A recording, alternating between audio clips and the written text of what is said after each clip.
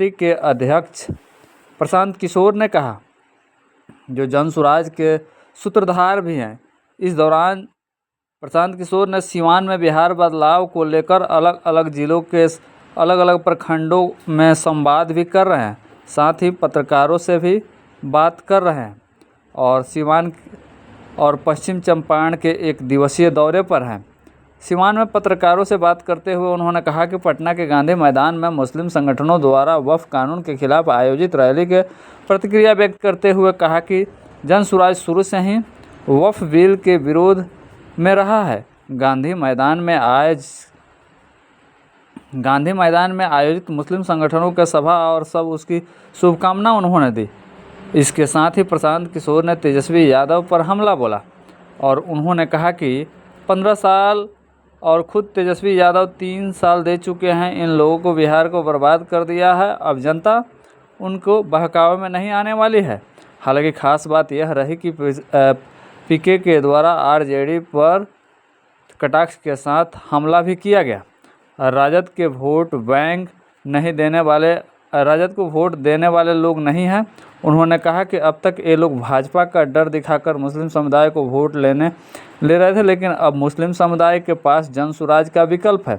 हालांकि जन स्वराज लगातार मुस्लिमों में अपनी पैठ बनाने की कोशिश कर रही है और इसी का नतीजा है कि जन स्वराज ने वक्फ कानून का समर्थन किया और साथ ही मुस्लिमों को अपने विकल्प के रूप में वो देख रहे हैं। साथ ही उन्होंने कहा कि लालटेन में किरासन तेल की तरह जलने का कोई फायदा नहीं है। अगर लालटेन को वोट देंगे तो उनके बच्चों का भविष्य किरासन तेल की तरह जलेगा और रोशनी लालू जी के घर में होगी। प्रशांत किशोर ने बिहार की जनता को संबोधित करते हुए सीवान में क्या कहा? सर, मैरवा के धरती से क्या संदेश दीजिएगा बिहार में? उनको संदेश नहीं देना है, संदेश लोग दे रहे हैं। लोग बता रहे हैं कि बिहार में अब बदलाव होगा, बिहार में जनता का राज होगा। लालू नीतीश मोदी के राज से लोग थक गए हैं। लोग बदलाव चाहते हैं। लोग अपने बच्चों के लिए शिक्षा रोजगार चाहते हैं। जाति धर्म मंदिर मस्जिद नाली गली 5 किलो अनाज का राजनीति बहुत हो गया। अब बिहार में जनता का राज होना चाहिए। बिहार में बच्चों के लिए पढ़ाई होना चाहिए और कुछ हो चाहे नहीं, पलायन बंद होना चाहिए। लोगों को बच्चों को ही रोजगार मिलना चाहिए।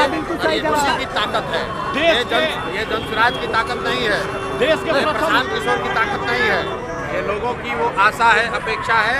अब वो समय है 4 महीने में बिहार की व्यवस्था बदली जाए ताकि बिहार के बच्चों को मजदूरी नहीं करना पड़े, बिहार के बच्चों को दूसरे राज्य में जाकर धक्के न खाने पड़े। प्रथम राष्ट्रपति कहने लगे कि 5 साल हमको दीजिए, हम 5 साल में रोक देंगे पलायन। भाई 20 वर्ष से किसका राज है? 20 वर्ष से बिहार में किसका राज है? 15 वर्ष से देश में किसकी सरकार है?